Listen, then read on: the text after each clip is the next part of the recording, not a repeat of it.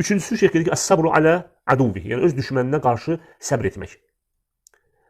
Və ona qarşı səbirlə davranmaq və ona demək, Allaha təvəkkül etmək və ona qarşı əziyyət verməmək. Yəni pisliklə qarşılıq verməmək. Bayaq qeyd etdiyimiz kimi. Yəni səbr etdiyin zaman Allah Taala sənə qalib edəcək. Çünki hər bir demək müvəffəqiyyət və həmçinin də hər bir nicat səbirdir. Dördüncüsü şeyx qeyd edir ki, burada ət-təvəkkül alallah. Allaha təvəkkül etmək. Çünki kim Allaha təvəkkül etsə, o ona kifayət edər. Çünki insan deyil, onun gücü çatmayan bəlalara ancaq Allaha təvəkkül etməklə demək səbr edə bilər.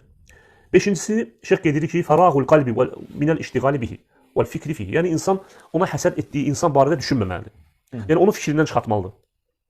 Və nə etməlidir? Allaha dönməlidir. Allaha ibadətlə məşğul olmalıdır. Və ondan qorxmamalıdır. Və öz bütün fikrini, öz bütün zehnini ona yönətməməlidir. Yəni kimsə tutaq ki, ona həsəd aparır və ona qarşı hilələr qurmağa çalışır.